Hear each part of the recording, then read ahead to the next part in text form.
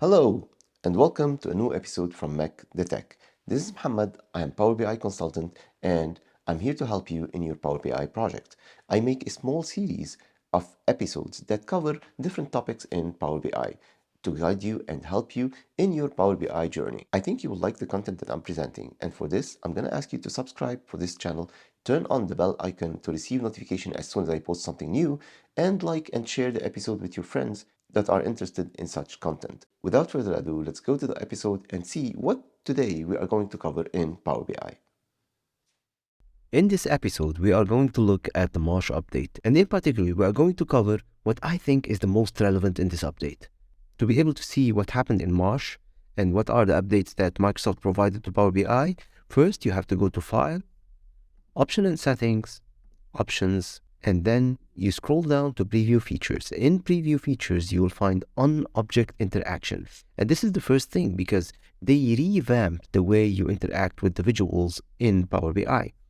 Now, once you click on Object and you press OK, you have to restart to see the new updates on your Power BI visuals.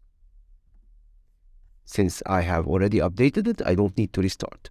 On-Object Interaction is actually now, once you click on the visual, there's no need for you to go on the side to see the different things. You can make everything on the object itself or on the visual itself. Like, for example, you can make the visualization here, or you can click more options and then you can go to the format. But if you want to add data, you can add it just by clicking on this Add Data to build your visual. So here you can change the type of the visual. Instead, it was on the other side. And you can add data to the rows, to columns, to values, depending on the visual that you are using. So for example, if I go to the slicer and I click on the slicer, you can see I can format from here. I can add the slicer header. I can go to more options to do the other things that I used to do.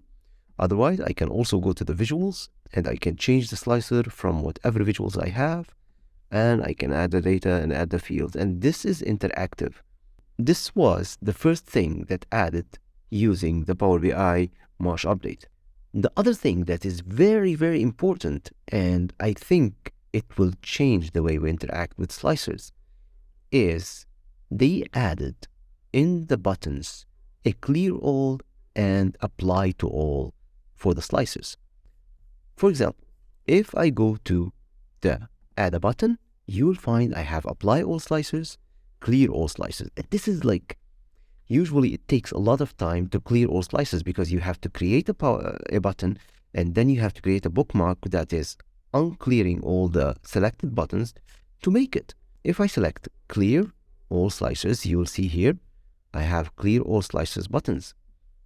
Previously, as I told you, you have to do it using bookmarks, and this takes a lot of time to set. For example, now if I go and I select certain people from the slicers here, you can see there is clear all slicers. Once I click on this, it clears all the slicers again, and now all of them are clear just because of this very small push button that I put here. Let me make it visually appealing a little bit. So now I have it like this, so you can see it. So say I would say Mazen, for example, and I would say the city is Riyadh. So I selected this. If I click on clear all slices, everything's cleared back. As simple as that. Now, if you want to see the other button, which is also used to be done using bookmarks, and it takes a lot of time to set, especially if you have many things that you are hiding and many things that you are using, you'll have to go to button and apply all slices. What happens is that you can see that this is grayed out. So basically, it's not working because I didn't select anything. Once you select something, you see, for example, now I can click apply slices and it will apply the data as per the selection that I made. If I click now clear all slices, it's cleared back. This is also grayed back again. Say I want to take Mac, and in the city I would say, for example, Ankara, and then I would say apply all. It's empty because Mac is not operating in this. But you can understand the usability and the use cases that can be done using apply all slices and these things. So if I select again Mac, and in Mac I select Beirut and I say apply all slices, you can see immediately it applied the slices based on this.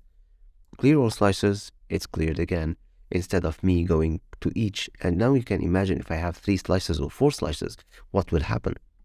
Now, the good thing about apply all slices is that it will not allow the data to refresh every single time until you click apply all slices. That's it for March update. I hope you like this update. I hope you find it useful and you find use cases for such an amazing added features. Stay tuned for more added features in the future that I will cover on a monthly basis. That's it for today. I hope you liked the episode, and if you liked the episode, please write in the comments what did you like, and let's open a discussion about the episode and what you think is challenging to you in your Power BI project. I'm here to help you. Please reach out if you need any help. Have a nice day.